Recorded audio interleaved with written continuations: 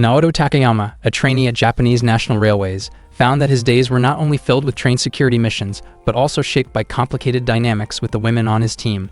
He often felt caught between Oi Sakure's protective nature, Haruka Komi's firm attitude, and the gentle attention of Iwaizumi, which gradually turned the work atmosphere into one filled with emotional tension. Amid various dangerous incidents along the rails, these relationships became the greatest test for Naoto in understanding his feelings, responsibilities, and personal maturity. JNR was the largest railway company in Japan. Its tracks stretched from Wakanai Station in Hokkaido in the north to Nishi-Oyama Station in Kagoshima in the south, covering a total of 25,000 kilometers of steel rails. The company existed through government involvement and was fully operated by the state. Because of this, many people dreamed of working there, especially train enthusiasts like Naoto. One day, while walking to school, he saw a small child looking upset because a balloon was stuck high in a tree. Suddenly, a girl named Oi ran over and used Naoto as support to reach the balloon. She skillfully climbed and landed safely before returning the balloon to the child. The child felt overjoyed and praised her for being amazing. Not long after, a strong gust of wind caused an awkward moment for another girl nearby. Naoto reacted with surprise, and Oi quickly teased him for being easily distracted. She then approached the girl and asked whether she was also part of the JNR OJT student program. The two quickly became friendly and walked together toward school. Upon arriving in class, Naoto met the same girl from earlier that morning. She introduced herself as Haruka. Shortly after, the instructor entered the classroom. The place was part of JNR's internship system known as JNR OJT. For reasons unknown that year, all applicants were assigned to the Railway Security Unit, which required special training. That day marked the first day of their training at the JNR High School. The instructor who entered the class was Captain Hitomi from the Tokyo Riot Police Unit. She had been assigned to train the students for the next month. She reminded them not to expect special treatment just because they were trainees. She also announced that class responsibility would follow the attendance list, beginning with the first student, Sho, who at that moment was still casually eating. Captain Hitomi explained that within the railway company, they would be responsible for passenger safety, meaning people's lives would be in their hands. Even the smallest mistake on the rails could lead to serious consequences, so she expected the trainees to act professionally. She also emphasized the importance of respecting superiors by responding firmly when addressed. The training then began. At one point, Captain Hitomi presented a difficult scenario to Naoto, asking what should be done if a criminal attempted to escape instead of surrendering.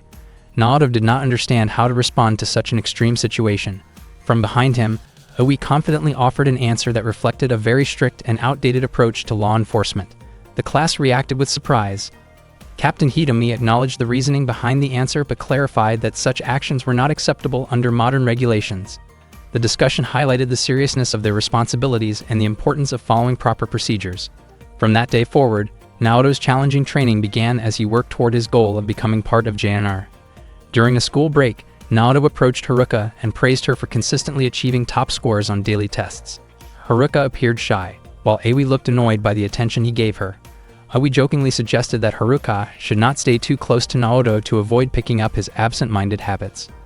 Naoto felt irritated by Oi's attitude. Suddenly, Sho asked why the EF-66 was classified as an electric train. Haruka explained that the letter E stood for electric, while F was the sixth letter of the alphabet, indicating a six-axle locomotive. Sho finally understood the explanation. Haruka smiled and offered to help them study anytime. Sho felt delighted to hear that. And Oi also expressed interest in studying together. The four of them became more motivated to complete their month-long training. That day, Naoto and his friends were doing their running drills. Sho ran with incredible enthusiasm, sprinting ahead at full speed, while Haruka struggled to keep up, moving much more slowly due to exhaustion. As Haruka ran, the motion distracted Naoto for a moment and caused him to lose his footing and fall. After finishing the run, they moved on to firearms practice. Captain Hitomi explained that railway security officers were allowed to carry firearms, which meant they were required to complete at least 50 shots per year. Any trainee who could not properly handle a firearm would not be accepted into the program. She then asked the trainees to step forward one by one to take their turn shooting. Naoto appeared extremely nervous when it was his turn. He was even startled by the sound of his own shot. Captain Hitomi advised him to stay calm while shooting and to maintain a steady stance. Sho fired several shots in quick succession. Captain Hitomi suggested that he lower his arms slightly. His stance was already good, but unfortunately, none of his shots hit the target. Not long after, Haruka stumbled because she was startled by the gunfire. Naoto and Sho quickly approached her to check her condition, and fortunately, she was unharmed. Oi then stepped forward to shoot. and every one of her shots hit the target perfectly. The other trainees admired her skill.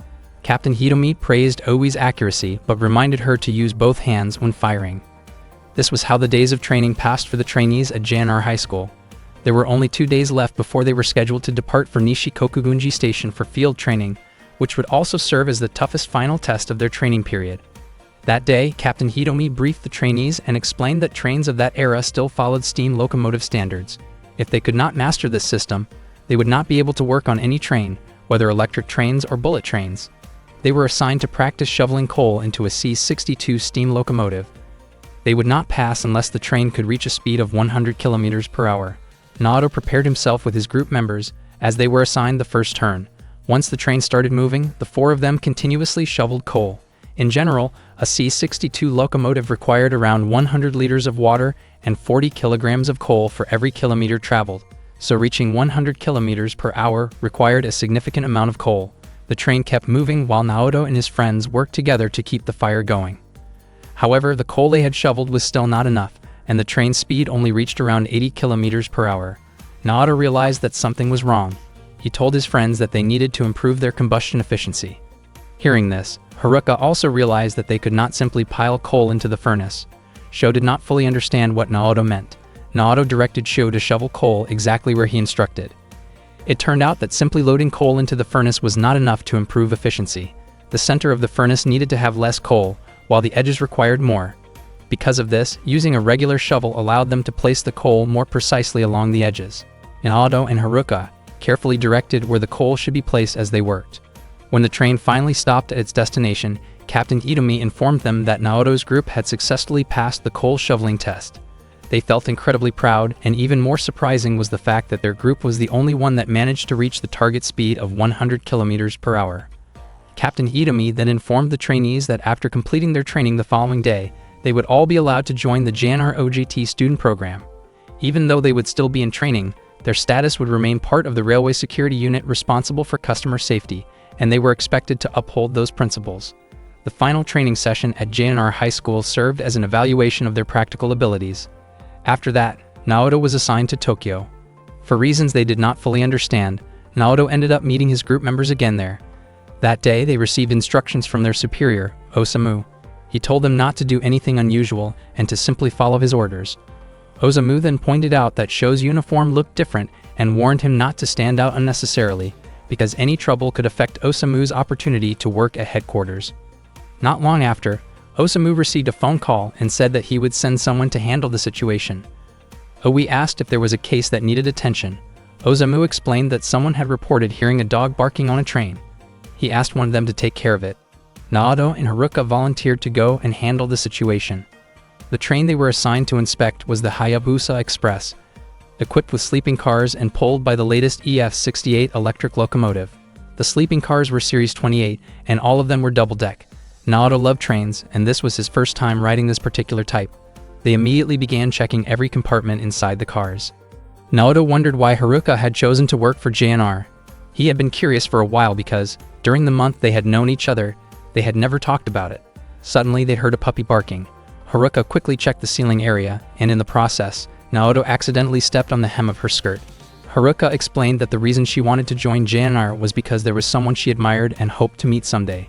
A moment later, Haruka lost her balance while trying to fix her skirt and ended up falling onto Naoto. Their faces turned red from embarrassment due to how close they were. Naoto quickly apologized and moved away. Haruka mentioned that Naoto had helped her once again. They managed to retrieve the puppy and then filled out a lost and found form.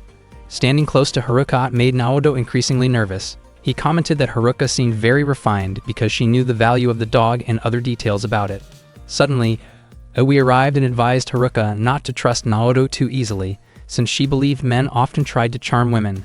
Naoto was puzzled by why Oi seemed to dislike men so much, and Oi expressed her view that men tended to be selfish. As they exited the elevator, they saw a pair of thieves snatching a customer's bag. The two suspects ran very fast, and Naoto and the others immediately chased after them. Sho ran through an intersection, while Naoto, Haruka, and Oi tried to take a shortcut through a fence. Shortly after, Osamu called Naoto and asked him to report in immediately, but Naoto explained that he and his friends were busy chasing the suspects. Osamu warned them not to do anything reckless. Aoi quickly grabbed Naoto's phone and turned it off, believing that catching the suspects was the priority at that moment. Aoi jumped over the passenger entrance gate, while the suspects rushed toward the Natsukashi bullet train that was about to depart. Unfortunately, the doors closed before Aoi could reach the car. Frustrated, she knocked on the train door, and Naoto tried to calm her down to prevent her from getting hurt. Aoi pulled away and complained that Naoto was holding her too tightly. Haruka, meanwhile, remembered the train schedule clearly. The train's destination was Omiya, and it was scheduled to arrive there at around 1:50 a.m. To catch up, they would need to board bullet train 599, bound for Tohoku, which was scheduled to depart at 1:20 a.m. There were no other trains available, and it seemed like the suspects might get away. Haruka recalled that there had been a special announcement during the morning briefing, even though it was not listed on the regular schedule. Hearing this, Naoto realized there might be another way to pursue the suspects. He mentioned Dr. Yellow, a special inspection bullet train used to check overhead lines and tracks, capable of reaching speeds of up to 200 kilometers per hour. Its schedule was not made public, so Naoto had never seen it before. Not long after, they ran into Sho, who admitted that he had gotten lost earlier, allowing the suspects to escape. Without wasting time, they boarded Dr. Yellow. When the Natsukashi train arrived at Omiya Station, the suspects stepped out of the car only to find Naoto and the others already waiting for them. The suspects appeared annoyed, feeling that JNR security personnel were treating them like criminals. Naoto attempted to speak politely and asked them a few questions, explaining that they would be detained if proven guilty. Unexpectedly, one of the suspects pulled out a sharp object and tried to attack them. Fortunately, Sho reacted quickly and blocked the attempt. As the other suspect tried to charge at Sho, Aoi swiftly intervened and knocked him off balance. The suspect attempted to get back up, but Haruka reacted quickly and helped subdue him.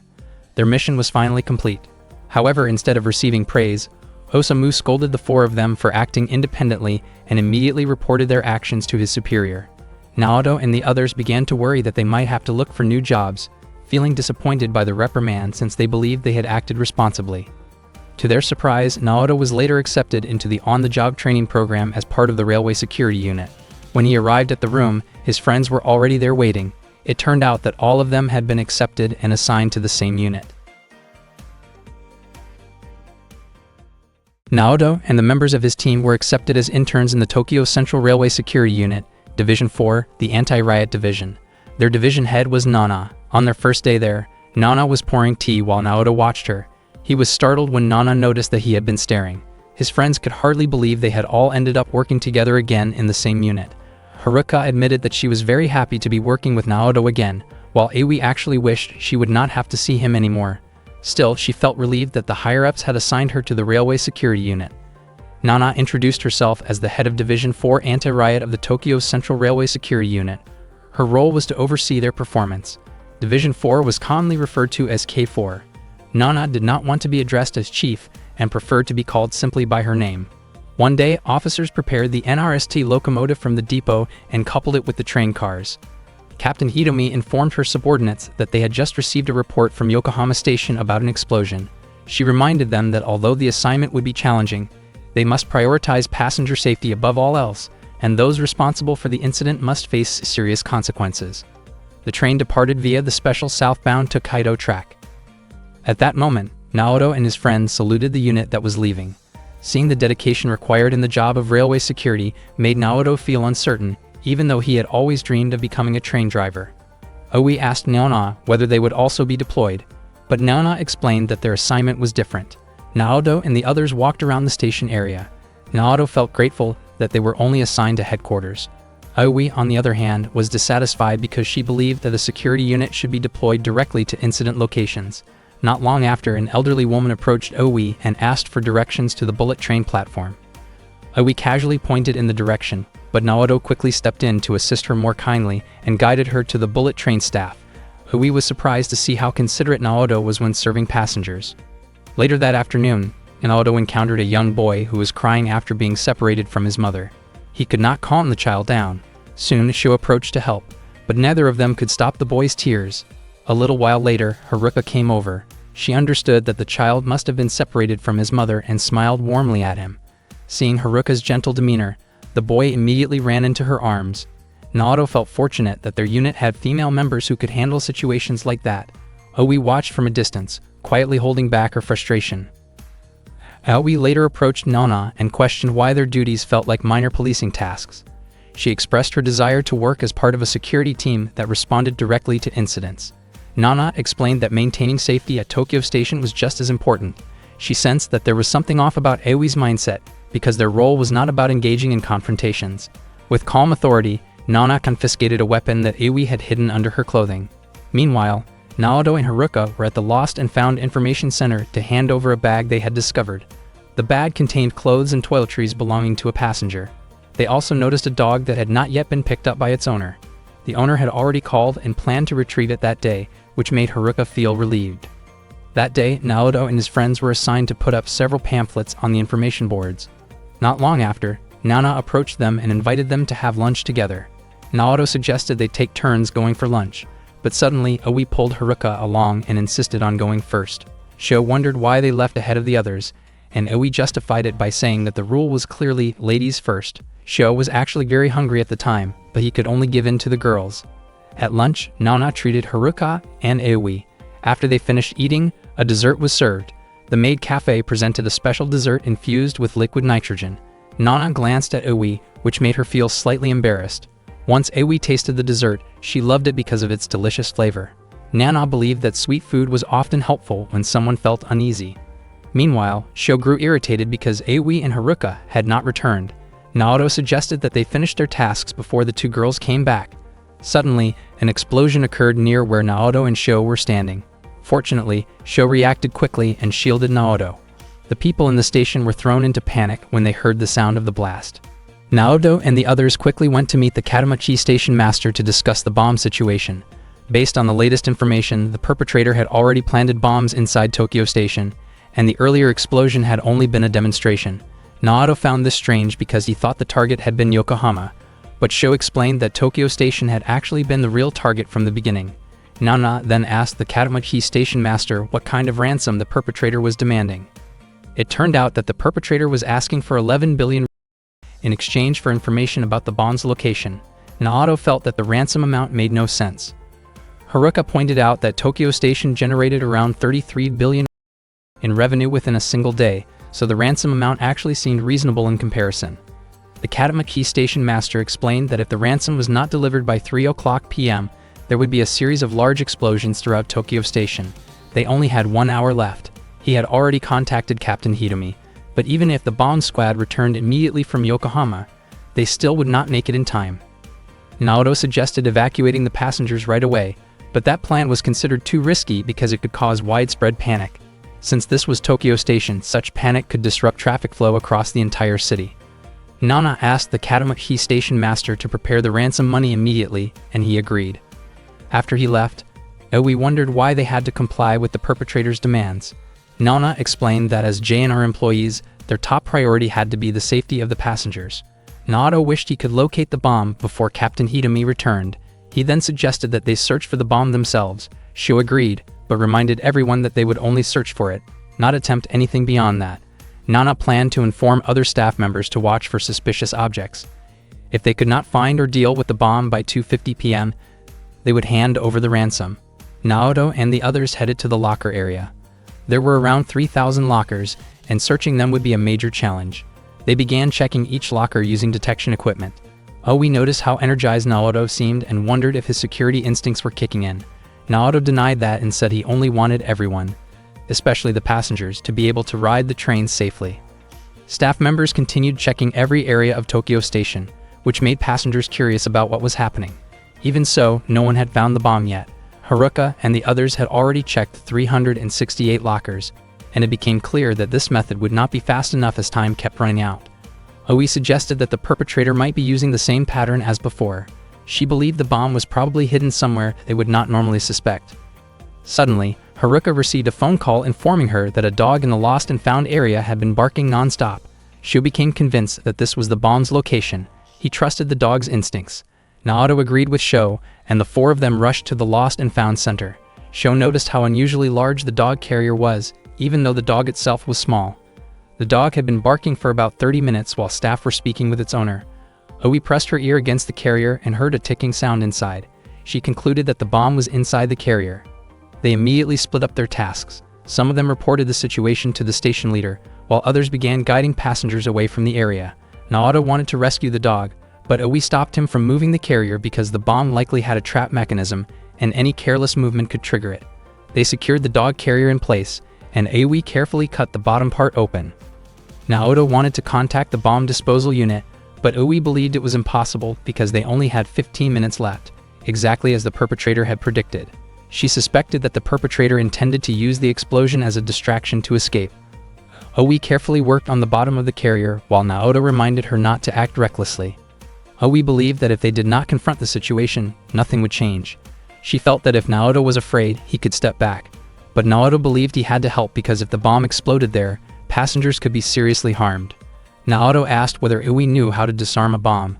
He admitted that his father had once taught him the basics, but this was the first time he had ever tried to apply that knowledge in a real situation. Aoi carefully cut one of the wires on the device. Not long after, Haruka rushed over and asked what the two of them were doing, because Nana had clearly told everyone not to touch the bomb.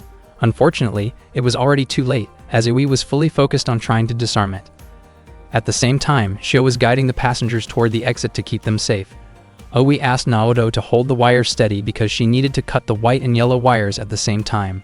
She told him to move closer so he could reach them properly. Naoto looked uneasy because the distance between them was very small, but Aoi urged him to step in closer so they could work more precisely. Meanwhile, the station master of Katamachi was on his way to the ransom drop location. Back at the scene, Aoi and Naoto still had not managed to stop the bomb. Naoto became unsure about which wire should be cut next. He suggested cutting the pink wire, but then he decided to cut the red one instead. Their attempt still did not work. Naoto told Aoi to cut the pink wire immediately, but she refused because doing so could trigger the explosion right away. Aoi then asked Naoto to hold the bag containing the device and told him to trust her. She quickly ran off. Haruka asked what she could do to help. Naoto asked Haruka to make sure that no one would be in danger if the bomb went off. Haruka felt frustrated because she wanted to help him. Naoto calmly reminded her that, no matter what happened, the passengers always came first, and that was the principle they had learned. Haruka then ran off to carry out that responsibility. At that moment, only 1 minute remained on the timer. Naoto felt helpless and began to think that his dream of becoming a train driver might never come true. Suddenly, Aoi came back and sprayed something onto the bomb. A cold mist covered the device. She told Naoto to hold it firmly. Time was running out, and only seconds remained. Fortunately, the countdown stopped with 5 seconds left. Naoto and Aoi both felt a huge wave of relief. Elsewhere, the station master was about to hand over the ransom money to the suspect. However, security forces quickly moved in and apprehended him. He struggled briefly, but the officers restrained him without causing further harm. The station master of Katamachi looked relieved, and Captain Hitomi prepared to question the suspect afterward. Captain Hitomi felt satisfied that the mission had been handled successfully. Naoto asked Aoi what she had used earlier. It turned out that the spray contained liquid nitrogen, which she used to freeze the circuit board so that the electrical current would stop flowing. Aoi looked exhausted and leaned against Naoto for support. She asked him to forget about what had just happened and apologized because she only needed to rest against him for a moment. She also thanked Naoto for trusting her. The next day, Nana announced that starting that day, Naoto had been appointed as the vice leader of Division 4, the anti-riot unit. Naoto was shocked to hear this news. Nana explained that the promotion was a result of what had happened the day before. Aoi wondered why someone as timid as Naoto had been chosen for the position. Sho and Haruka said they did not mind the decision. Nana stated that her choice was final. Aoi eventually agreed, even if she did so reluctantly. Naoto laughed when he saw Aoi's displeased expression. Deep down, he felt that he might be drifting even further away from his dream of becoming a train driver. One winter day, the Hokuto's train sped forward, cutting through heavy snowfall. Two people who had been waiting for it smiled as the train passed by them. On another day, a girl named Marie sat inside a train car as it stopped at Tabata Station. Not long after, Naoto stepped into the same car, and Marie greeted him right away. Naoto was surprised that Marie recognized him without even seeing his face. She explained that she had already memorized the sound of his footsteps. Naoto asked whether she had started her OJT program that week. Marie explained that she was doing her OJT at a Japanese food company. Naoto wondered why Marie called him senior, even though they were the same age. Marie clarified that he was her senior specifically in the OJT program. Naoto admitted that even though he had only been working for 1 month, it felt like an entire year had passed. Marie commented that working in the security unit seemed quite demanding. Naoto agreed and joked that maybe he should have applied to be a restaurant server like Marie instead. Soon, the Yamanote A train arrived at the station. Marie immediately recognized the Series 231 train just from its sound. Not long after, the Yamanote A train ran side by side with the Keihin Tohoku train they were riding. Marie confidently predicted that the Yamanote A train would arrive first. Naoto was not convinced, since the Keihin Tohoku train was still slightly ahead at that moment. Marie even challenged him, insisting that the Yamanote A was faster. Sure enough, the Yamanote A train reached Tokyo Station first. Naoto was puzzled about how that happened. Marie explained that the Series 231 trains were still in excellent condition and suggested that Naoto might need a bit more practice in recognizing these details. They parted ways at the station shortly after. As Naoto walked toward his office, he suddenly saw Oi detaining someone. Naoto was surprised that another incident had occurred. Oi was holding a man and firmly instructing him to cooperate. Naoto was confused by what he was seeing. Oi explained that the person she had detained was involved in criminal activity. Naoto asked what the person had done, especially since he had already lost consciousness. Oi did not understand why Naoto showed sympathy towards someone who had broken the law. Suddenly, a foreign visitor approached Naoto and spoke to him in English. Naoto was startled and became very nervous. The visitor asked about the bullet train. Naoto struggled to understand because he was not confident in his English skills. Fortunately, Haruka arrived and calmly explained the information about the bullet train and how to purchase the ticket. Naoto felt very grateful for her help. Oi commented that Naoto really should study English. Naoto replied that his mind was already filled with railway knowledge, which made it difficult for him to absorb another language. Later at the office, Oi was unexpectedly told to write a formal apology letter. She was confused about why she had to write it after successfully securing a suspect. She even had to rewrite it because it needed to be written in pen. Oi continued to complain quietly while writing it. Naoto offered to help, but she refused because she did not want to be outdone by a man. Naoto wondered why Oi had gone as far as knocking a person unconscious when simply restraining him would have been enough. Oi believed it was more efficient to secure the situation that way. Not long after, Haruka came by and brought drinks. She offered to help Oi with the letter, but Oi declined, confident that she could handle it herself.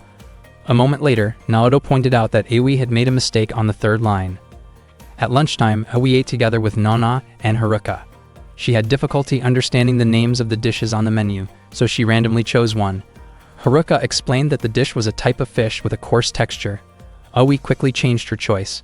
Haruka then mentioned that the new selection was a bean soup that was well known around the Mediterranean region. Hearing about the Mediterranean made her think about the Trans-Siberian route in that area.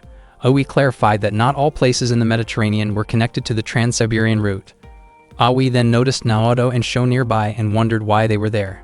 Naoto explained that he and Sho also wanted to try the food at that restaurant.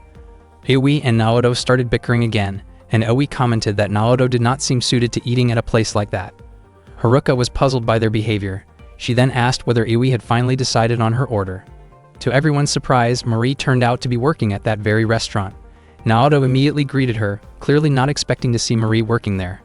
Marie asked Naoto whether the uniform she was wearing suited her. Naoto said that the uniform looked perfect on Marie. Marie then introduced herself to Naoto's friends. She was an 11th grade student at Kiryu Railway Technical High School, and she sincerely thanked them for looking after Naoto all this time. Haruka greeted her warmly and also commented on how well the uniform fit Marie. Nana guessed that Marie and Naoto both shared a strong love for trains. Naoto explained that Marie enjoyed listening to the sounds of trains, station departure bells, and similar noises. Haruka described Marie as a collector of train sounds. Oi wondered if all students from the Railway Technical School were like Naoto. Marie quickly clarified that no one was as unusual as him. That evening, Naoto walked home with Marie. He bought taiyaki, and they relaxed together on a park bench while enjoying the snack and chatting. When Marie saw Naoto carefully checking the bench before sitting down, she was reminded of their first day of school. According to Naoto, inspecting seats was a basic habit for train drivers. Even though their classmates had laughed at him back then, Marie had actually been impressed because she realized how serious Naoto was about becoming a train driver. At that time, Naoto himself still had no clear idea what his future would look like. He wondered whether he would succeed in the security unit and tried not to dwell too much on what had already happened. Marie suddenly mentioned that Naoto's friend Oi seemed very suited to working in the security unit. Naoto did not fully understand what she meant, but he often felt uneasy whenever Oi was around, as if he was being closely watched. He never quite understood how Oi thought. The next day, the work at the 4th Division's anti-riot office was extremely busy. Haruka offered to help Naoto with his tasks. Naoto became noticeably flustered when Haruka stood very close to him while working. He grew so nervous that he lost focus and even fell from his chair. Shortly after, Naoto noticed several missed calls from Marie. It turned out that Marie wanted to ask the security unit for help. Marie explained that her friend Kaori, who often worked with her to create custom ringtones, had been missing since the previous night. The last thing Marie knew was that Kaori planned to record sounds at a certain station. Marie had tried calling Kaori's phone many times but received no response. She did not know which station Kaori had gone to. Normally, Kaori would leave a message with someone after finishing her recordings, but this time she had not. Naoto reassured Marie that she should not worry because he and the others would do their best to find Kaori. The team felt optimistic about locating her. They immediately began checking the incident reports from the previous day. If Kaori had been involved in any incident in Tokyo, her name would likely appear in those files. They continued going through report after report in search of clues. Meanwhile, Captain Itomi deployed the anti-riot unit to carry out their duties. Naoto remarked that the unit seemed as intense and disciplined as ever. Not long after, Nana arrived and asked whether they had found anything. Oi replied that they still had no leads. Nana wondered if they should request help from another division. Naoto suggested that he and the team try a little longer before escalating the search, and Nana agreed before leaving the room. Naoto stepped outside shortly afterward, where Marie approached him and apologized for causing trouble. Naoto told her not to worry because helping people in difficult situations was part of the security unit's responsibility. Marie commented on how impressive the anti-riot officers looked as they prepared to leave for their assignment. Naoto explained that their duties were indeed different from others and that his own work sometimes involved similar responsibilities.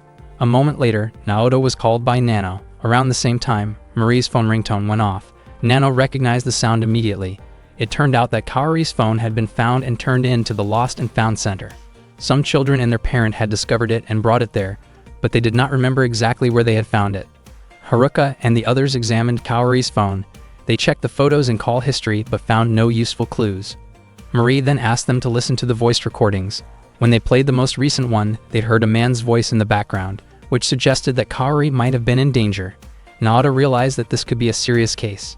Marie grew increasingly worried about Kaori's condition. There were no additional recordings that could provide more hints.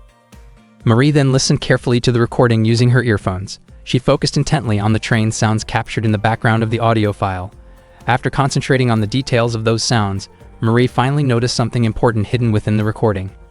Marie then led them to Yumi-Shibora Station on the Tsurumi Line, the only station that faces directly toward the Kiin Canal. Haruka wondered why Marie had chosen that location. Marie explained that in Kaori's last recording, she had faintly heard the sound of waves hitting a wall. She had also picked up the sound of a brake test, something that could only be performed at the final station on a line.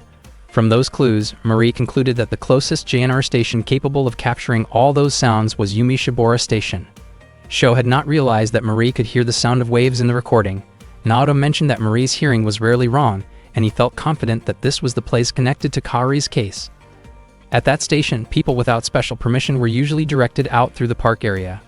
Hui believed the perpetrators would not stay on the train for long since they were holding a girl against her will. They quickly began searching the nearest stations. To speed things up, they split into groups. Haruka and Sho checked each storage building one by one. Meanwhile, Naoto asked Marie to search with him around Shin-Shibora. Up to that point, they still had not found any trace of Kaori.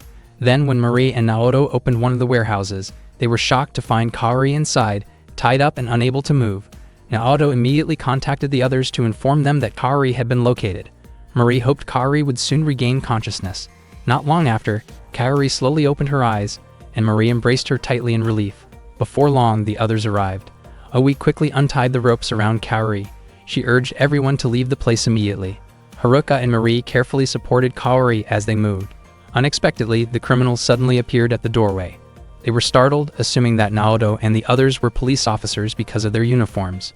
Oi clarified that they were part of a railway security unit. The criminals then grabbed batons and prepared to confront them. Naoto asked Haruka to take Kaori away right away. Marie was deeply worried about Naoto, but he said there was something he needed to handle as the deputy leader of the 4th Anti-Riot Division. Sho, Oi, and Naoto readied themselves with batons as they stood their ground and faced the attackers. That night, Nana informed Captain Hitomi that the group captured by Naoto and the others had been involved in illegal underground drug distribution, and Kaori had accidentally discovered their activity.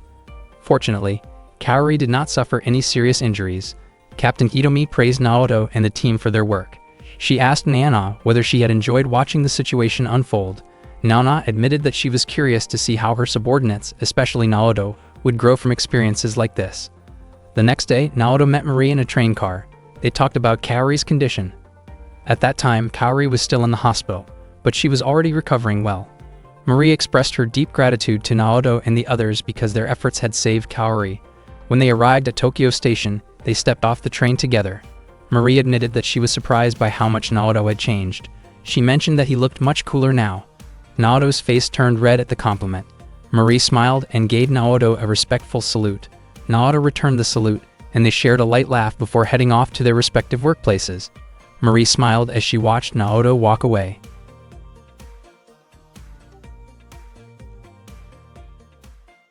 One day, Naoto boarded the Odoriko train with Oi and Haruka. Oi was completely captivated by the ocean view through the train window. Haruka mentioned that the Odoriko train was famous for how close it ran to the sea. Oi felt as if the view did not even look like it was seen from inside a train because the windows were so wide and clear.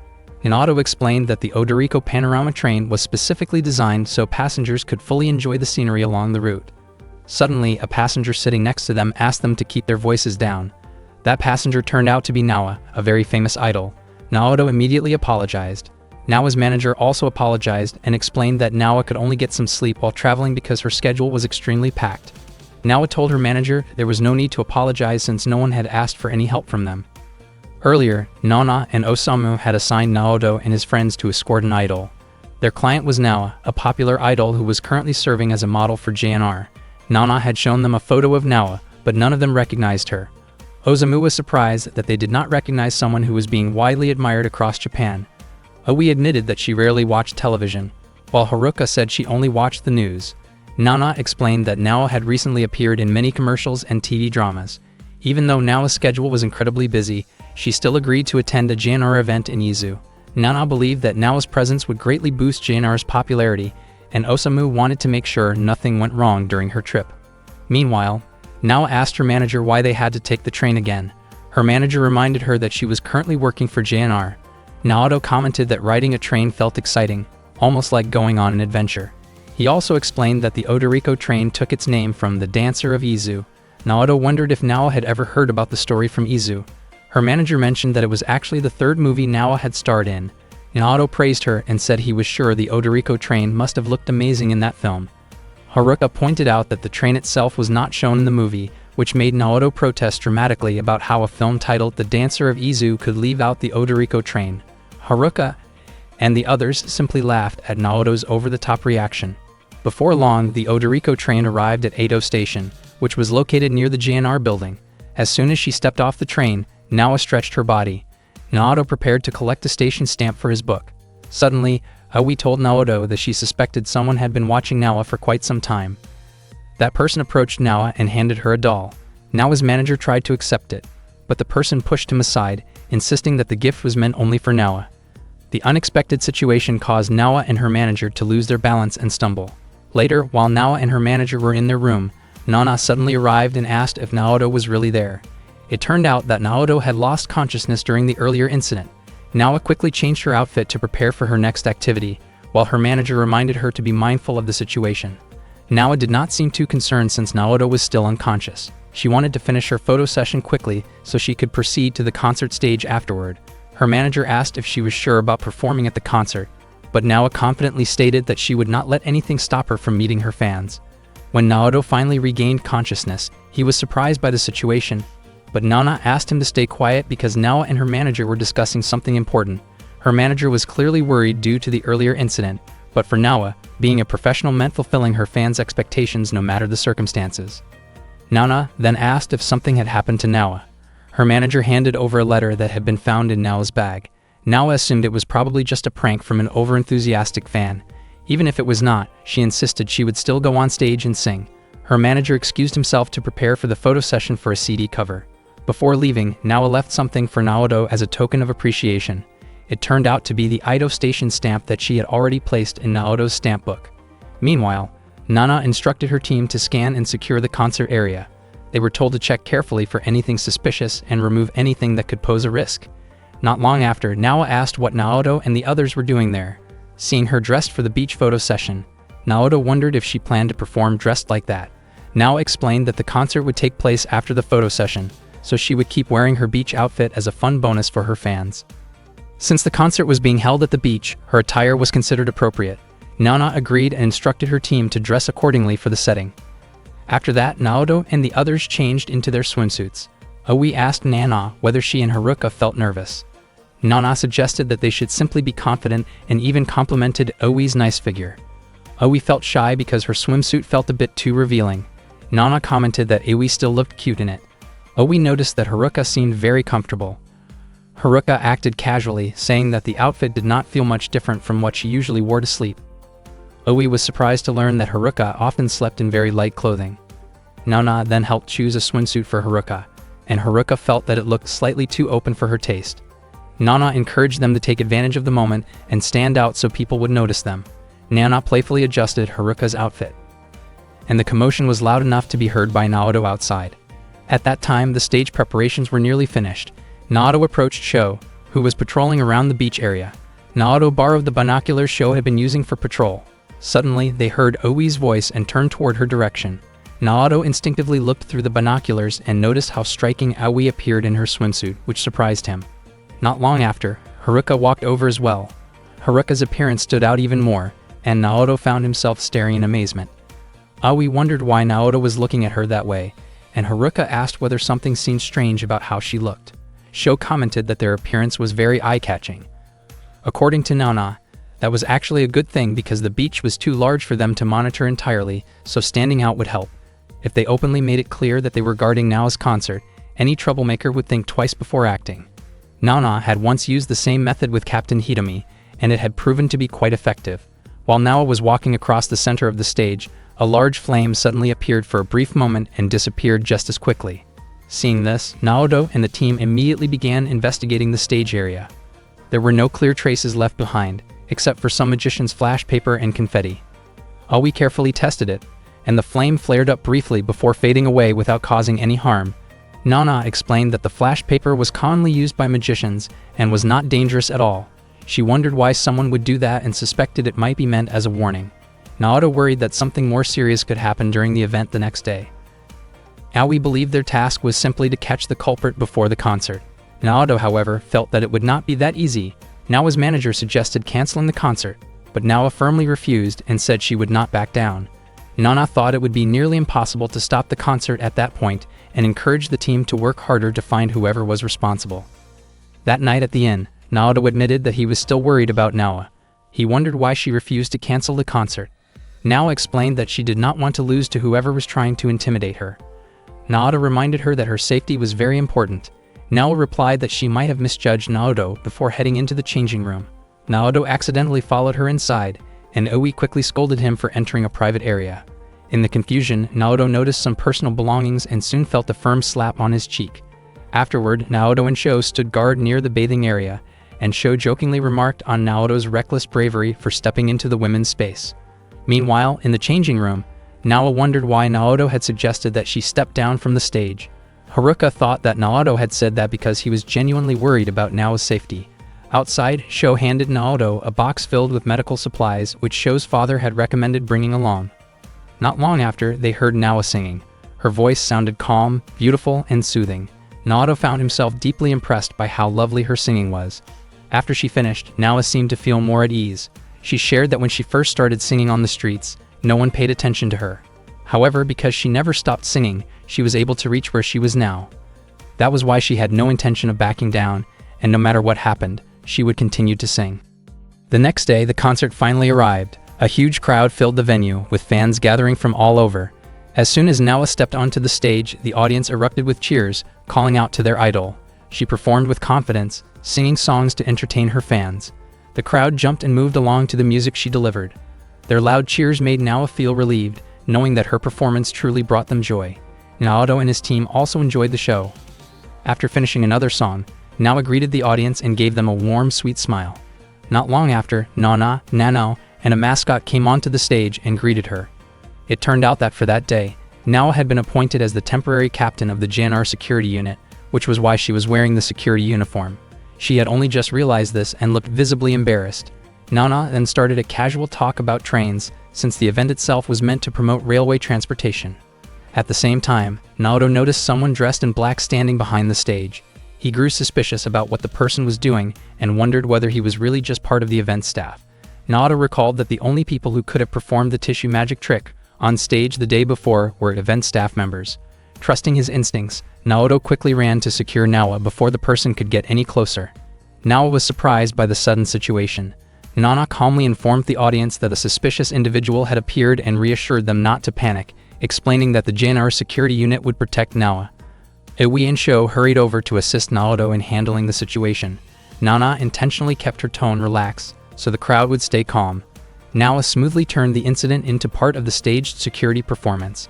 As the temporary head of the JNR security unit, she acted as though she was directing her team to protect her from the intruder. The man grew frustrated when his actions were treated like part of the show and suddenly pulled out a knife, attempting to move toward Nawa. Naoto reacted immediately and stepped in to stop him. In the chaos, Naoto was struck, causing everyone to gasp in shock. Iwi quickly rushed in, knocked the attacker down, and restrained him. She was deeply worried about Naoto's condition. Despite the scare, Naoto managed to smile and commented on how much it hurt. He then reported to Captain Noah that their mission had been completed. The audience, thinking it was all part of the performance, cheered and praised how cool the act looked. The security team swiftly escorted the attacker backstage. Naoto felt relieved that the situation had finally been brought under control. After things settled down, Naoto explained to his friends that the impact he felt had been intense, but the stamp book inside his vest pocket had protected him from serious harm. Haruka reminded him not to act so recklessly in the future. Naoto apologized, while Nana actually praised the team for preventing panic among the crowd. Owi wondered why Naoto had not thought of another approach. He admitted that he had acted on instinct without thinking it through. Naoto expressed his gratitude because the stamp book given by Nawa had ended up protecting him. Hearing that made Nawa's face turn red. Later that afternoon, Nawa boarded the Odoriko train again. Her manager brought her dinner, and she thanked him politely. Throughout the evening, Nawa kept thinking about what Naoto had done for her that day. She realized that Naoto always worked hard for others, and she began to feel drawn to him. Hearing this, her manager asked who she was talking about. Nawa replied that she was talking about the Odoriko train, a nickname she used for Naoto. One day, Naoto was in his room, playing with his model train set. Running train simulations had become an important part of his daily routine. Not long after, the doorbell rang, followed by a knock on his bedroom door. Naoto assumed it was his mother, but it turned out to be Owi. She opened the door right away and was startled by the toy tracks spread out in front of him. The moving train bumped into Owi's chest and tipped over. Later that day, Naoto and Owi practiced shooting drills. Naoto wondered why they had to practice again. Owi emphasized that even a difference of a few millimeters in a confrontation could determine victory or defeat. Naoto questioned whether that meant Owi trained only to win. Owi remarked that Naoto's timid attitude had not changed. She intended to correct what she saw as his crooked mindset. During their practice, Naoto was repeatedly hit by Owi's shots. At one point, Owi managed to shoot him from above. She jokingly treated Naoto as if he were a suspect. Naoto did not understand why Owi referred to him that way. Owi believed Naoto had accidentally glanced in her direction earlier, which made her uncomfortable. She firmly stated that inappropriate behavior was a serious matter. When Owi jumped, Naoto's shot unintentionally hit her upper leg, which surprised and embarrassed her. Owi then fired several shots that struck Naoto across his body and head during the drill. In the locker room, Owi met Nana. Nana mentioned that Naoto had accompanied Owi during the morning practice. Owi replied that regular training was part of their duty as members of the security unit. Nana showed Owi the undergarments she was wearing and mentioned that she and Captain Hitomi had found a nice store and bought them there. Nana invited Owi to join them next time. Owi wondered why she had to train with Naoto, but Nana suggested that it was actually a good thing for her. At the office, Haruka noticed the marks on Naoto's face and asked what had happened. Naoto downplayed it, saying it was nothing serious. Haruka gently placed a bandage on his injury and carefully smoothed it into place before leaving to prepare some tea. Naoto was surprised to find Owi standing right next to him, peeking at his phone. Owi asked why he had been communicating with Marie. Naoto explained that his school would be holding a field trip the next day to welcome new students, and Marie had asked for his opinion. Owi thanked Naoto for accompanying her during the morning training session. Naoto and the others later discussed the Ashio Line, a railway route stretching from Kiryu in Gunma to the historic mining town of Ashio in Tochigi. For the future of JNR employees, there was a special passenger service from Mato to Ashio Hanzen, Normally, the route was used for freight. They also talked about the Ki-52, a symbol of JNR during Japan's rapid economic growth, known for its powerful dual engines that could handle mountains and hills with ease. Not long after, Nana arrived with new information. She reported that the suspect who had planned a bomb at Tokyo Station was believed to have an accomplice. Oe immediately showed enthusiasm and expressed her willingness to handle the suspect, confident in her ability to catch him. Nana explained that Captain Hitomi's division would take charge of the investigation. Naoto smiled when he heard this, but Oe appeared annoyed and stepped on his foot. Nana reminded them to carry out their duties as usual and to remain alert. That afternoon, Naoto asked Sho and Haruka to head out first because he needed to wait for Oe, who was still meeting with Nana. Naoto felt puzzled by Oe's unusually sharp attitude since the morning. Sho left right away. Before leaving, Haruka reminded Naoto that as the vice leader of the 4th Anti-Riot Division, it was his responsibility to pay attention to everyone. Soon after, Oe arrived to meet Naoto. He wondered why she had taken so long and suspected that Nana might have scolded her about the morning incident. Oe looked clearly frustrated because she had not been assigned to the investigation. She felt that as a female officer in the security unit, she was just as capable as any man, and she had always wanted to prove that. In her frustration, Oe swung her leg in a sudden kick. Unfortunately, the motion nearly hit a man who happened to be walking past. Both Oe and Naoto were startled, and Naoto quickly apologized to the man.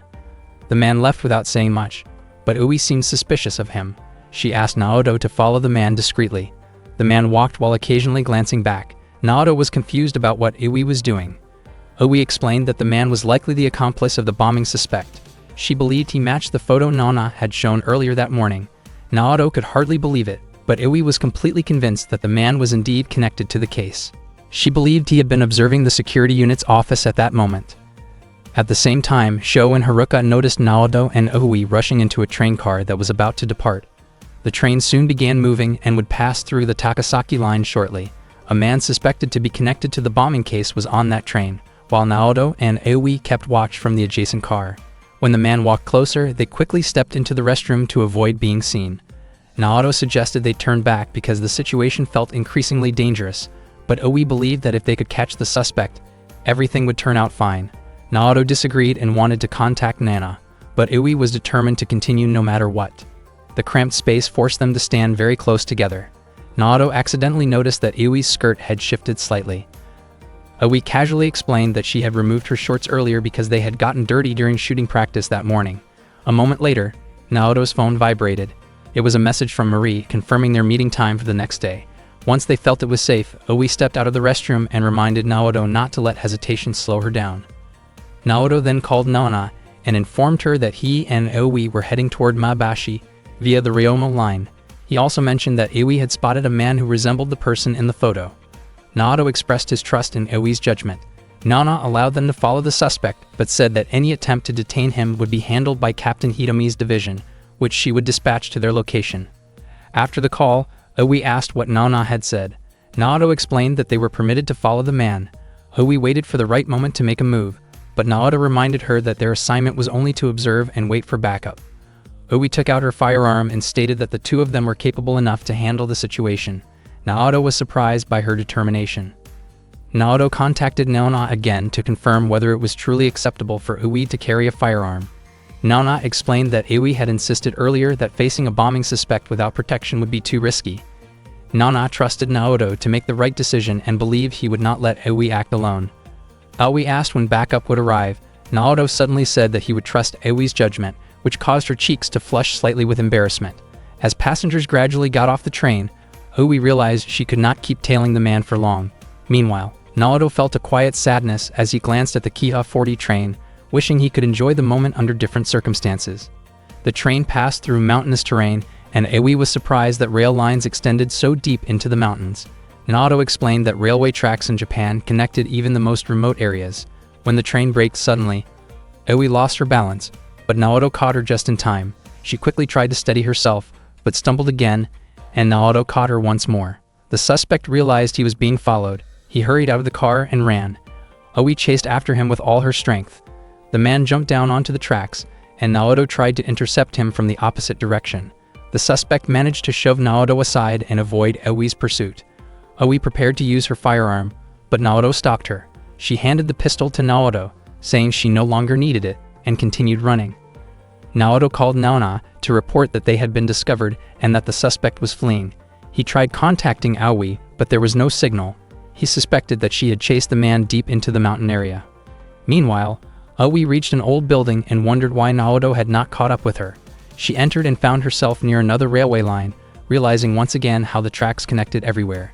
She thought that if she waited there, Naoto would eventually find her. Not long after, Naoto arrived riding a rail car and called out to her. They boarded a freight train together. Aoi asked why it had taken him so long to reach her. Naoto felt deeply relieved to see that she was safe.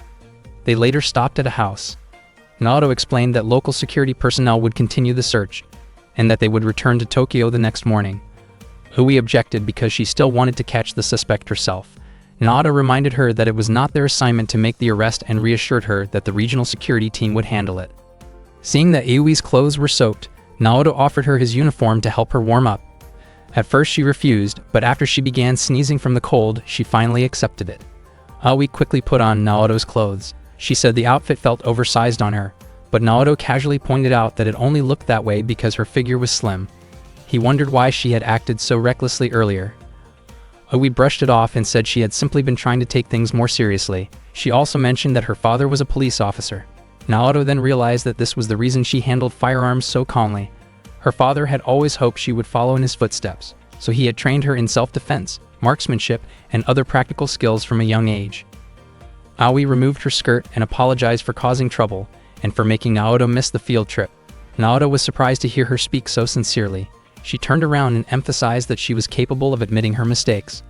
Naoto quickly reminded her that she was not wearing anything underneath, which made Aoi feel very embarrassed when she realized he had noticed. The next morning, Aoi woke up and spotted a man she suspected. She immediately ran after him, and Naoto asked if she was certain he was the culprit. The man kept running but suddenly threw his bag toward Aoi. Realizing that the bag contained a bomb, Aoi stepped back and shielded Naoto. The explosion followed and flames spread across the railway tracks. At that moment, a train carriage was approaching their direction. Naoto grew worried after seeing that the tracks had been damaged by the blast. Aoi had injured her arm but ignored the pain because she wanted to chase the suspect. Naoto stopped her and insisted that their priority had to be safety rather than pursuing the culprit. He came up with an idea to cut the earthquake detection cable. If the cable were severed, the alarm system would activate, alerting the train operator that there was danger ahead. This, he hoped, would stop the approaching train in time. Soon, the sound of the train grew louder, and they knew they had to act quickly.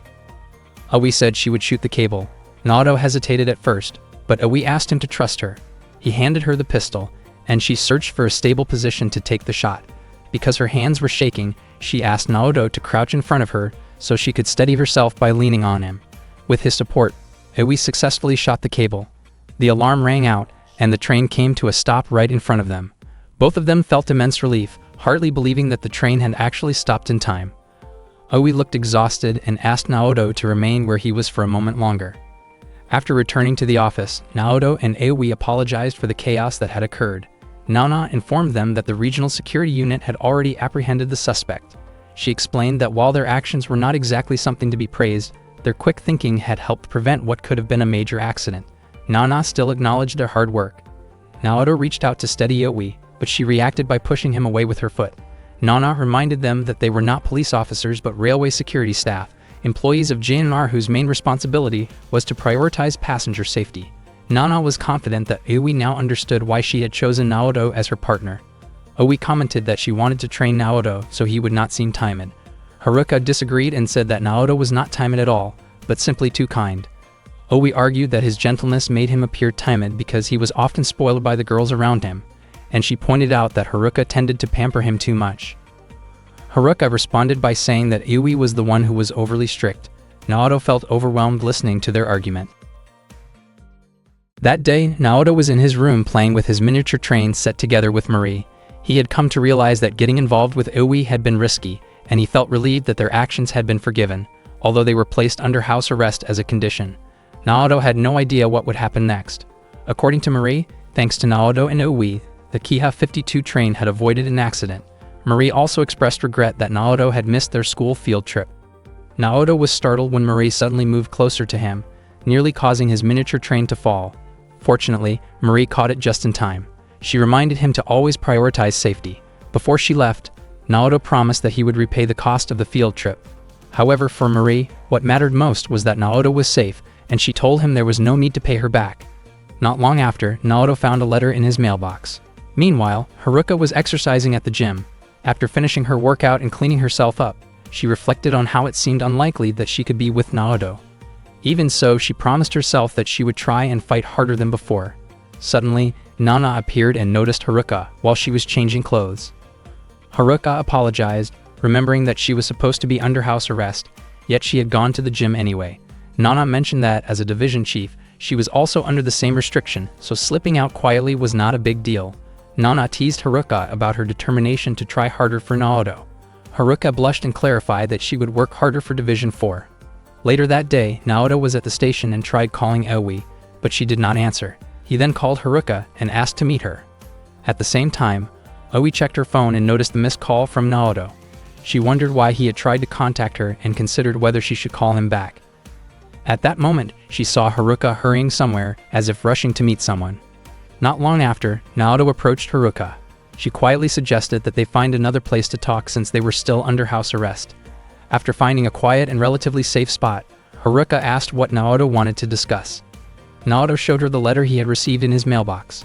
At first, he had thought it was just a prank, but now he was not so sure. Haruka suggested that the person responsible for the incident on the Ashio line might have an accomplice. Naoto found that hard to believe. Suddenly, the JNR mascot named Subatetsu approached Naoto and invited him to try the 25,000 kilometers challenge. Naoto then led Haruka toward a more secluded place. He ran while holding Haruka's hand tightly, which reminded her of how her grandfather used to hold her hand when she was younger. After running for a while, Naoto let go because he was out of breath. He mentioned that the place they had stopped at seemed safe enough. Naoto reasoned that if the accomplice from the Ashio line incident was targeting him, then Aoi might also be involved somehow. Haruka then tried to contact Aoi. Aoi answered Haruka's call, but a strong gust of wind startled her and caused her phone to slip from her hand and fall. This made Haruka assume that Aoi might be in trouble. Haruka urged Naoto to go with her. She asked him not to draw attention to himself since he might be a target. Naoto wished that Sho were there to help, as he usually did. At that moment, they noticed a broadcast showing Sho participating in a curry eating contest. Seeing this made Naoto wonder whether Sho even understood what being under house arrest was supposed to mean. Around that time, Aoi had just stepped out of a repair shop after getting her phone fixed from the fall. She was surprised to see Naoto and Haruka standing very close to each other and holding hands. She wondered why the two of them were together like that and whether they also understood what being under house arrest meant. Aoi recalled Haruka's earlier objection when Aoi had called Naoto timid. In her frustration, Aoi began to think poorly of Naoto's behavior. Overcome with emotion, Aoi reached for the small device she carried for protection. Before anything further could happen, Subatetsu suddenly bumped into her. The sudden collision caused the device to misfire, and an object nearby Haruka and Naoto was struck instead. Both of them were startled by the unexpected impact. Haruka became convinced that the incident might be connected to the mysterious threat they had been worrying about. Haruka and Naoto ran as fast as they could to get away. Aoi felt irritated with Subatetsu for causing her shot to miss, so she immediately went after them. In her rush, she crossed the street carelessly and was warned by a police officer. Aoi kept running to avoid the officer's pursuit, confused about why she was suddenly being chased. At the same time, Haruka and Naoto sensed that someone was following them. They quickened their pace and headed toward what they hoped would be a safer area. The officer continued calling out for Aoi to stop, but she refused and kept moving. Haruka and Naoto fled until they reached a fence and climbed over it. When Naoto jumped down, he lost his balance and accidentally bumped into Haruka. Both of them fell onto a pile of cardboard boxes filled with canned fish. Haruka checked to make sure Naoto was okay and guessed that they were no longer being chased. She suggested contacting Nana for help. Naoto quickly tried to call Nana, but her phone could not be reached. Suddenly, a flower pot fell in front of them, startling them both. Naoto wondered how the pursuers could have figured out their location. Haruka suspected that their phone might have been tracked and told Naoto to throw it away immediately. After that, they left the area. It later turned out that the pot had simply been knocked over by a cat. Meanwhile, Nana had just started charging her phone at a cafe while sitting with Captain Hitomi. Captain Hitomi commented that Nana could be careless, since her phone being off might cause her to miss an emergency call. Nana did not seem too concerned because her subordinates were currently under house arrest. She thanked Captain Hitomi for helping her charge the phone. Elsewhere, Haruka and Naoto were exhausted from running. Naoto apologized, believing that the situation was his fault. Haruka handed him a handkerchief, which he used to wipe the sweat from his face. Haruka admitted that she was glad she could help him. Suddenly, a group of cats surrounded them. Seeing this, Haruka and Naoto ran again as the cats continued to chase them. One cat jumped down from a rooftop and blocked their path. Haruka quickly stepped forward to shield Naoto. Naoto fell onto the pavement while Haruka stood her ground. Haruka began to suspect that the cats had somehow been trained to pursue them. One of the cats leaped onto Haruka's back. She guessed that the cats were tracking them by scent, so she quickly took off her jacket and tossed it aside. As expected, the cats immediately crowded around the jacket. Naoto could hardly believe what he was seeing. At the same time, Oi felt relieved after escaping from the police earlier. She climbed down from a fence and noticed a cat along with several scattered cans of fish. She assumed the cat had made the mess. Not far from there, she found Naoto's discarded phone. Haruka and Naoto kept running until they reached a building. Meanwhile, Oi discovered Haruka's discarded clothing near the cluster of cats. At the same time, Haruka and Naoto were still hurrying along when Haruka's skirt snagged again and tore further. Naoto grew flustered, worried that Haruka would have difficulty moving around in that condition. Haruka did not seem too concerned. A cat suddenly approached her leg, prompting Naoto to urge her to keep moving. Before long, they arrived at the Transportation Museum, which was closed at the time. Haruka wondered whether it would be alright for them to go inside. Naoto believed that their actions would be understood given the emergency they were facing. He asked whether Haruka had ever visited the Transportation Museum before, and she nodded with a small smile. Naoto then guided her up the stairs. Unexpectedly, the group of cats began approaching Haruka again. Haruka asked Naoto to turn around and not look in her direction. She then tossed another piece of clothing away from them, distracting the cats. Haruka and Naoto entered the room and wondered why the door had been left open so easily. Naoto felt that something was off. Haruka speculated that the cat chase might have been a distraction, and that the real goal was to lead Naoto into that room. Naoto felt that Haruka might be overthinking the situation. Haruka held Naoto's hand tightly, clearly worried about him. Their eyes met briefly, and both of them felt awkward. After noticing a pamphlet on the wall, Naoto found himself reminiscing about the Kodama restaurant located on the 4th floor of the Transportation Museum. The restaurant was designed to resemble the dining car from the Series 151 Kodama Express train, built during the early golden era of JNR. Even though the menu had never particularly impressed him, Naoto had always felt happy whenever his parents took him there.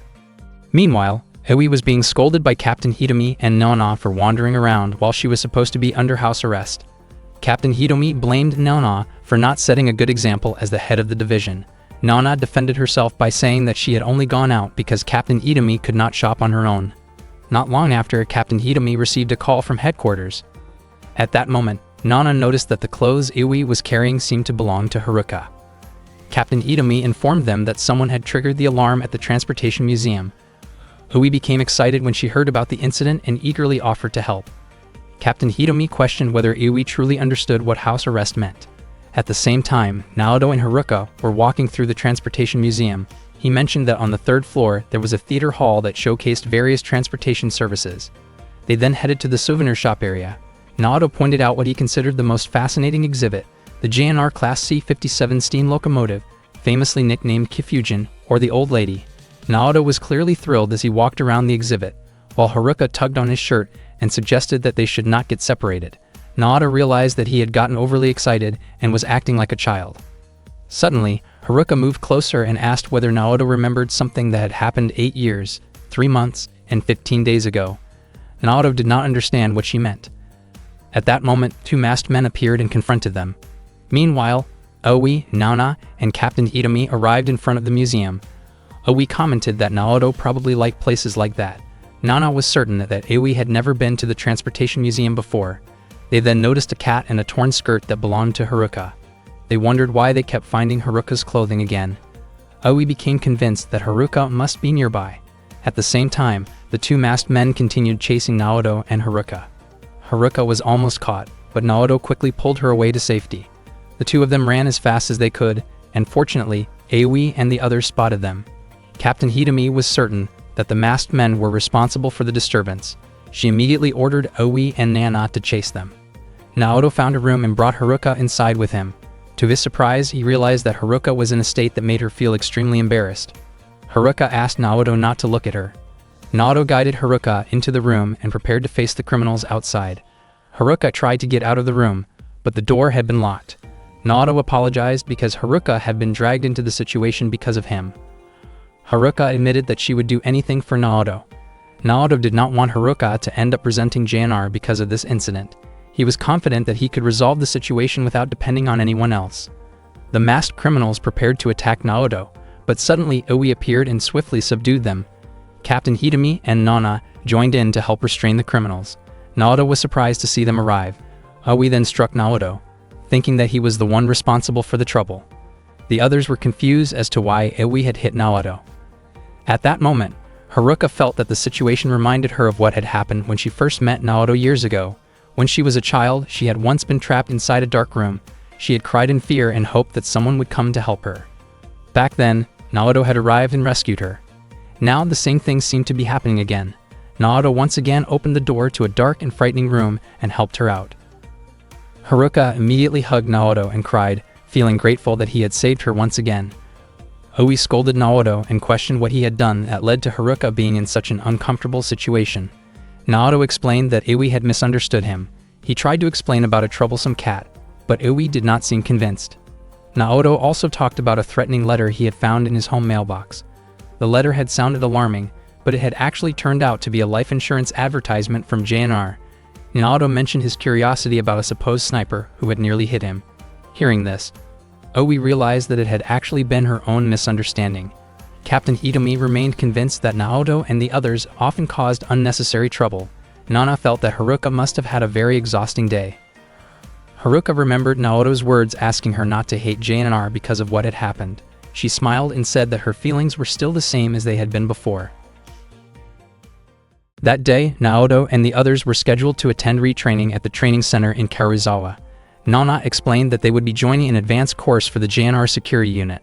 Oi was very excited and wondered if that meant she might be assigned directly to real incident sites during important situations. Nana added that they would also receive driving training there. Hearing this made Naoto even more enthusiastic, especially after Nana mentioned that the facility had an EF-63 electric locomotive. He could hardly wait to leave. Sho, on the other hand, simply hoped there would be plenty of good food. Nana mentioned that the boxed rice meal sold at Yokogawa Station was especially delicious, which made Sho even more excited. Nana then asked whether Haruka would be joining them. Haruka accidentally revealed that she would go as long as Naoto went too. Seeing how motivated everyone was made Nana smile happily. The four of them departed for the location that same day. Naoto was thrilled as they passed through the steepest slope on the JNR line, while Sho stayed busy eating snacks. Naoto's overly loud behavior began to irritate Oi. When they arrived at the facility near the station, they were greeted by the training supervisor, Tetsuya. Tetsuya had already heard from Captain Hitomi that their attitudes needed improvement. The training began with running laps around the field, leaving Haruka and Naoto visibly exhausted. Afterward, they headed to the cafeteria for lunch. Naoto admitted that their previous training felt insignificant compared to this one. Oi teased Naoto for being timid, and she was surprised to see Haruka gently offering him tea. Sho suggested that eating a lot would help restore their energy. He quickly called the server over to place an order, and to their surprise, the server turned out to be Marie. Marie approached them and asked if they were also attending the training there. She did not expect to meet them again. Seeing Marie, Haruka instinctively moved closer to Naoto.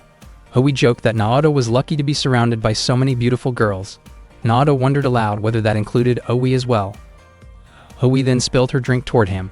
Although she claimed it was an accident, Naoto was convinced it was intentional. Marie promptly cleaned the table. When Sho asked about the menu, Marie explained that the day's special was beef curry. Sho immediately ordered 3 large portions for himself. Oi, Haruka, and Naoto also ordered the same dish. Soon after, Marie served the food, and Sho began eating with great enthusiasm. Oi noticed that only Naoto's plate came with red pickles. Naoto explained that it was because he disliked green onions. Haruka realized that Marie seemed to know Naoto's preferences quite well.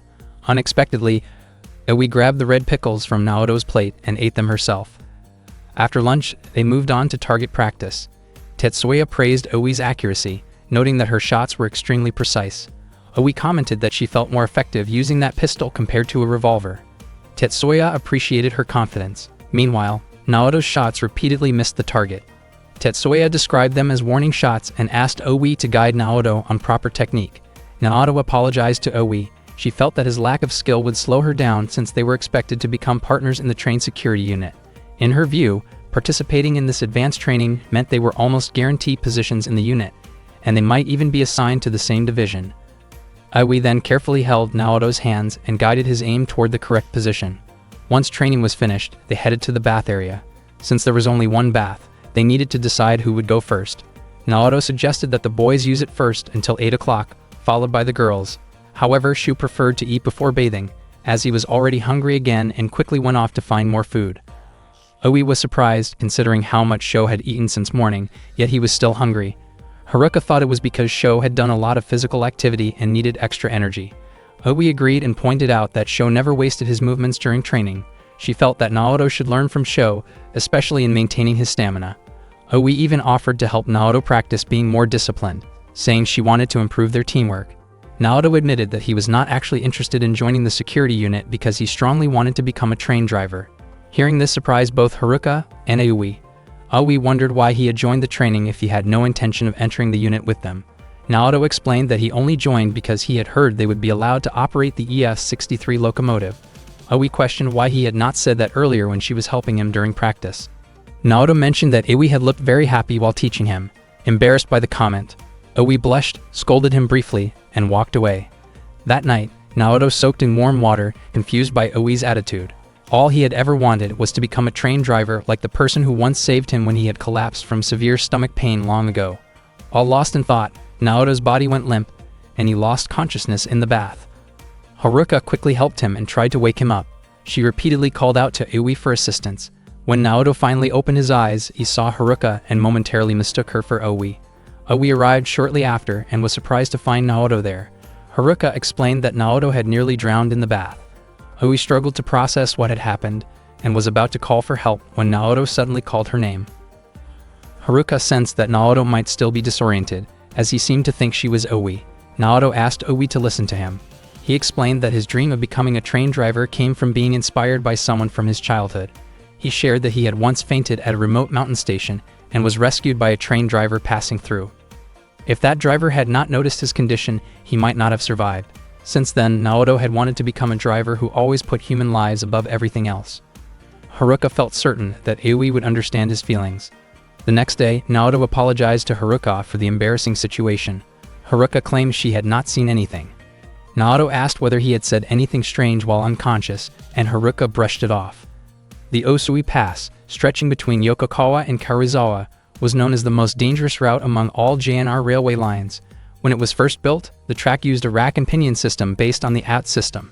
A gear rail ran between the tracks, connecting with the locomotive's gear mechanism, though this system only existed on the old line. The gradient reached 66.77 per mil, meaning the elevation rose 66 meters for every kilometer. Even for trains, this was considered an extraordinary incline. For that day's special training, they would operate a helper locomotive. Naoto was thrilled to hear this. They were assigned to operate the ED-421. The Hakusen Express consisted of 3 electric locomotives followed by 8 passenger cars and an additional carriage. Tetsuya reminded them not to lose focus. He asked them to decide who would be stationed in the rear carriage. Aoi immediately volunteered for the position. However, Naoto warned that the rear position was the most difficult, as it required synchronizing timing and whistle signals before movement began. Aoi believed she only needed to adjust her position accordingly. Naoto found her attitude puzzling. Once inside the control room, Naoto prepared to demonstrate his skills. The train began moving, and Naoto looked genuinely happy. Before long, they approached a steep section, and he sounded the whistle. He was confused when he heard an irregular response and wondered if Aoi would be alright. The train sped through a tunnel. Naoto prepared to apply dynamic braking when a sudden jolt occurred. Soon after, someone contacted Naoto to ask about braking procedures. Naoto asked Shu to read the operating manual. Not long after, Haruka contacted him and reported that Aoi kept pushing from the rear. Naoto sent a signal to Aoi and she responded. Naoto began to suspect that Aoi might not be taking the situation seriously. He signaled for her to apply the brakes. It seemed Aoi misunderstood the signal.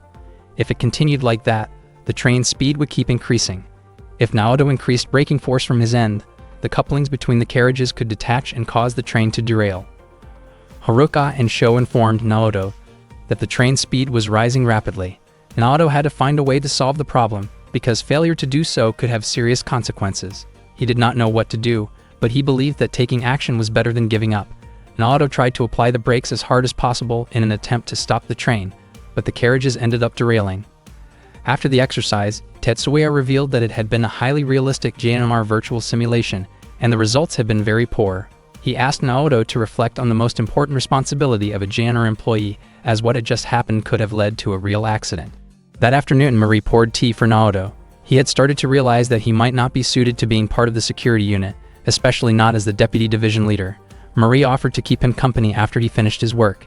That night, they played cards in the room. Naoto asked what Marie had wanted to talk to him about. Marie told him that he actually looked good in the security unit uniform, but at the moment he did not seem confident, which made him appear less impressive. She reminded him that all the members of K4 were kind people and that he should trust himself more. Naoto felt relieved and happy because Marie understood how he felt. He appreciated how supportive she was. Not long after, Haruka came by and informed them that there would be no training the next day, and she felt that they would not make any progress if things continued the same way.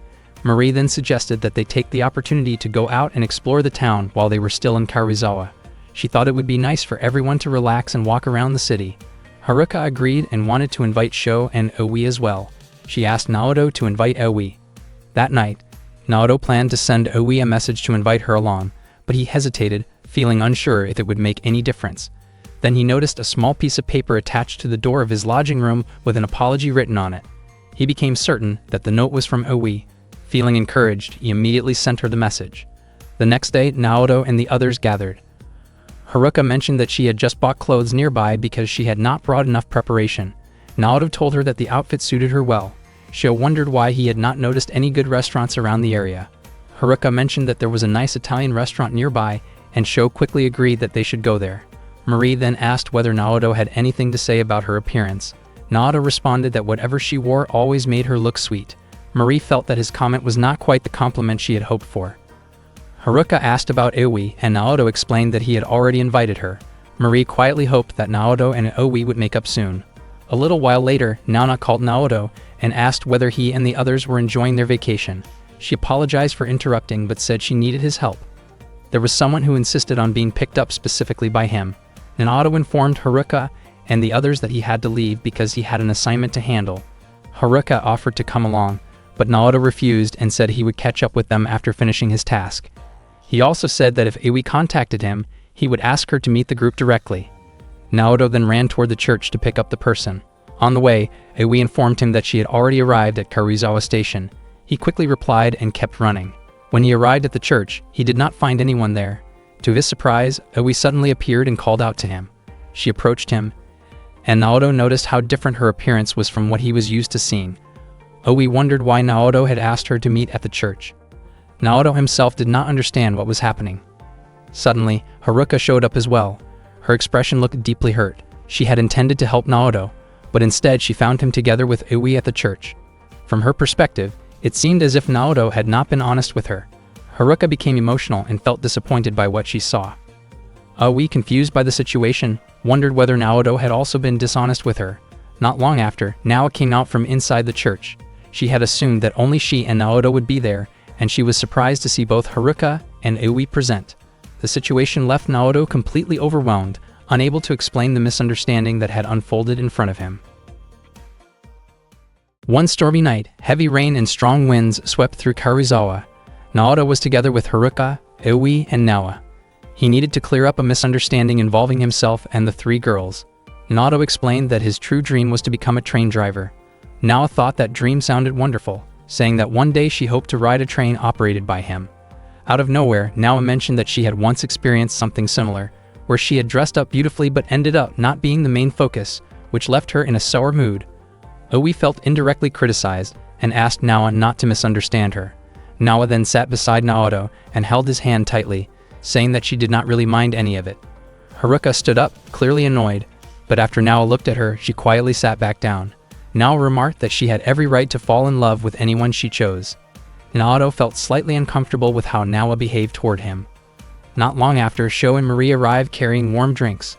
Naoto thanked Marie sincerely and handed one of the drinks to Nawa. Marie greeted Nawa kindly. Nawa looked irritated, but Naoto quickly explained that he had asked Marie earlier to bring the warm drinks. Nawa commented that Naoto seemed to enjoy playing with girls' feelings. She added that she did not mind, since she did not dislike a little competition. Soon after, Naoto excused herself because she had to attend a rehearsal. Before leaving, she thanked Marie for the drink. Suddenly, Tetsuya called Naoto with urgent news about a landslide in Kumonotera. They were asked to head to the location because the Shinshu Express had been halted in Yagasaki, and passengers needed assistance disembarking safely. Naoto quickly said goodbye to Nawa and Marie, as he and his team had to leave immediately. Nawa said she really wanted to see Naoto wearing a train driver's uniform, though she admitted he already looked impressive standing at attention. Naoto's face turned red from embarrassment. That same night, Naoto and his team rushed to the site to help the passengers. Haruka handed out raincoats, while Sho and Iwi carried passengers who were unable to walk. After finishing their task, they reported back to Tetsuya. He offered them warm drinks he had prepared. They drank gratefully, though Iwi looked puzzled. Naoto told her to drink it while it was still warm, and she commented that it tasted rather bitter. At the same time, a woman approached a JNR officer named Junichi, urging him to get the train moving immediately. Junichi explained that it was impossible. Shortly after, Tetsuya came over. The woman insisted that the train had to operate right away. Junichi calmly explained that clearing the tracks would take at least 4 hours, including inspection time.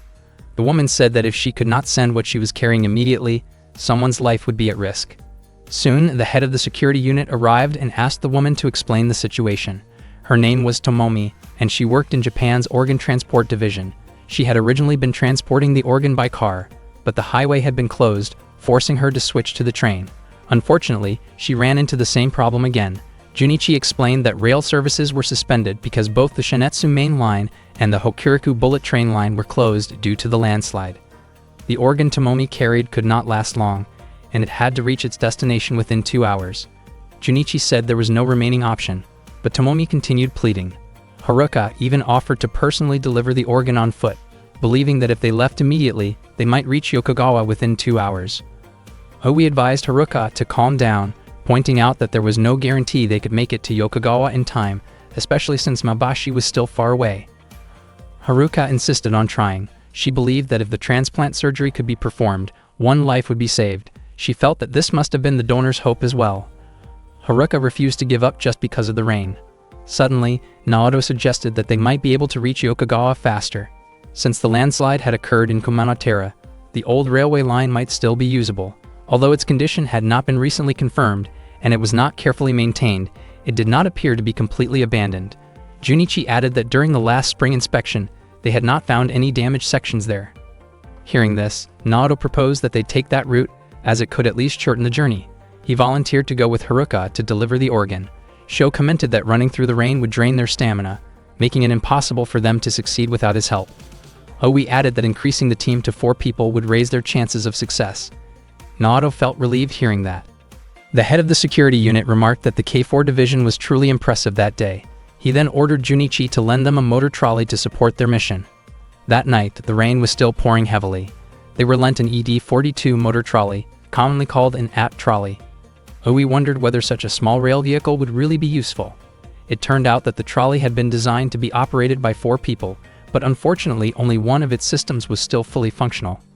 The trolley was equipped with a battery and front and rear wheels supported by electric motors, which were supposed to assist especially on downhill tracks. At the back, there was also an electric discharge unit for dynamic braking that used high-precision resistors. Junichi handed them a very thick instruction manual, and Haruka volunteered to study it. Together, they pushed the motor trolley onto the track. Tomomi was hoping desperately that they would succeed in delivering the organ to her colleague at Yokogawa Station. Tetsuya had already informed the staff at the next station that due to the emergency, Naoto would be allowed to ignore signal regulations. After Haruka finished reading the manual, they prepared to depart. Naoto was entrusted with the role of driver, which surprised him. Oe reminded him that becoming a driver had always been his dream. As the vice president of the student council, Naoto was asked to give instructions to the team. He confidently began assigning roles. Haruka was tasked with assisting in operating the trolley. Sho was assigned to handle the pedaling system, and Oe was told to stay alert for any emergency situations. Before departure, Junichi warned them that because the trolley was rarely used, there was a chance the battery might be dead. Haruka explained that according to the manual, the electric motor did not only support movement, but could also recharge the battery. By pedaling, the system would activate and begin charging. Sho immediately started pedaling, but he quickly realized how heavy it felt. The trolley was simply too heavy for one person to power alone. Junichi suggested replacing the battery, but they were running out of time. Aoi adjusted her clothing so she could move more freely.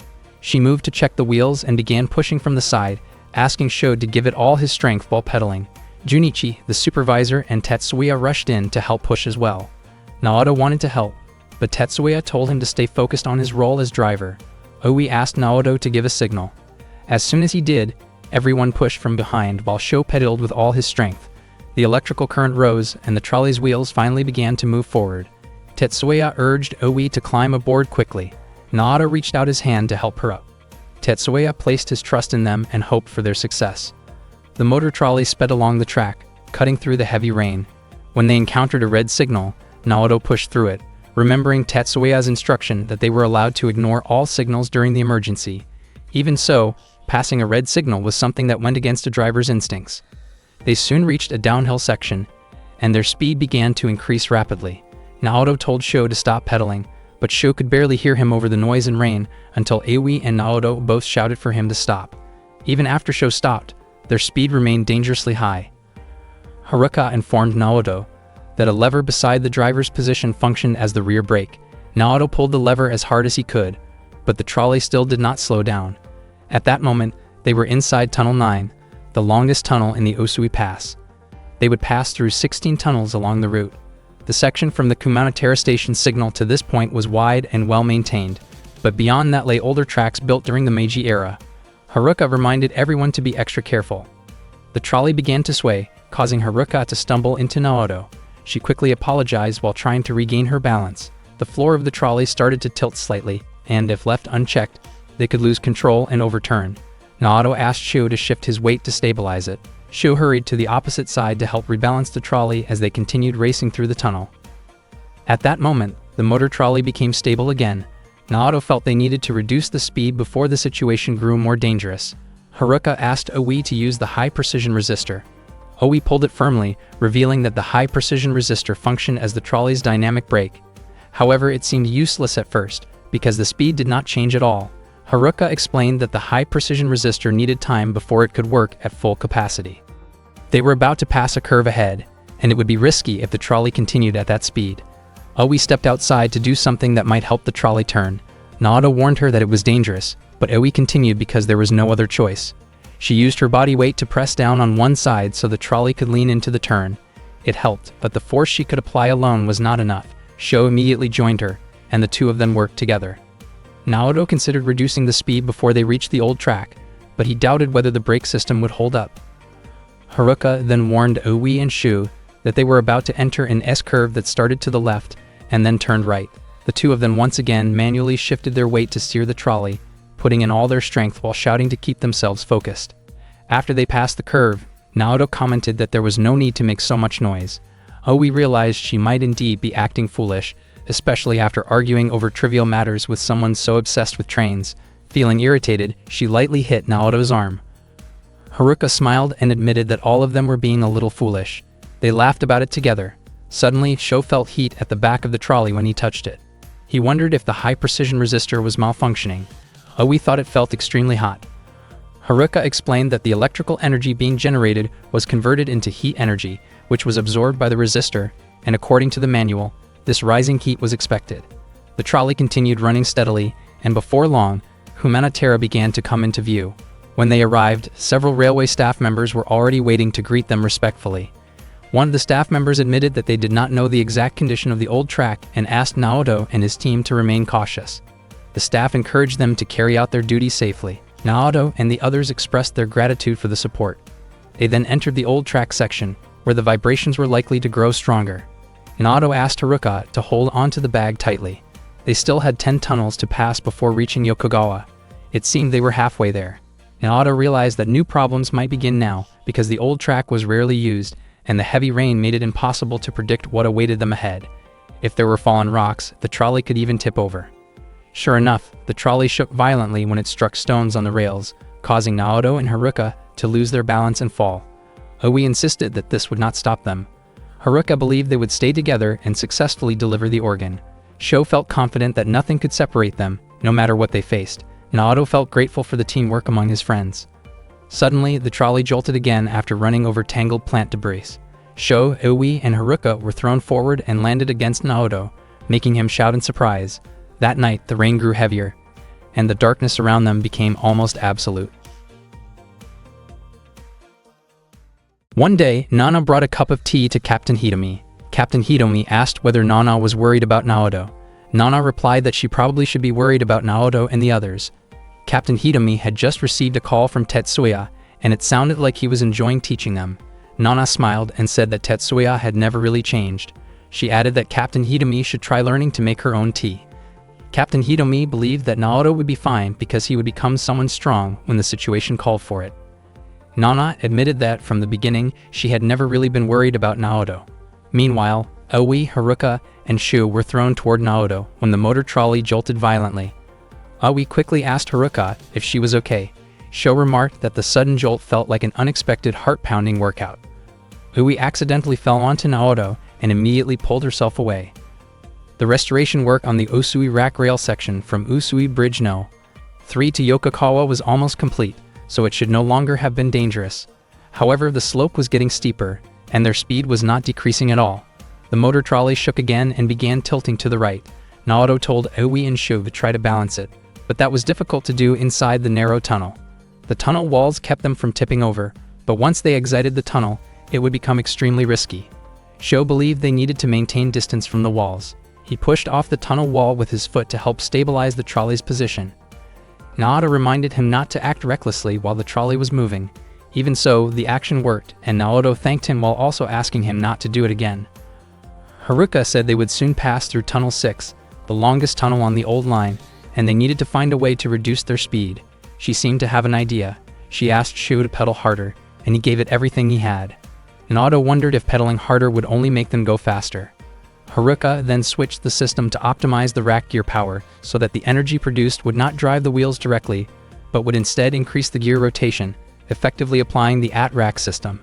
The Shinetsu main line had used rack rails commonly found in mountainous regions until 1963, and the old line still allowed for this mechanism to function. If they could connect the gear beneath the trolley to the rack rail, they might be able to handle the curves without tipping over, though it could still cause a heavy jolt. Naoto told everyone to hold on to something. Naoto pulled the lever, but it suddenly slipped back out of place. Hui urged him not to give up because his dream was to become a train driver. Haruka encouraged him to try again. Oi asked Shu to pedal even harder. Naoto and Oi pulled the lever together as the trolley sped through the long tunnel. Fortunately, the gear successfully connected with the rack rail. Both of them felt relieved.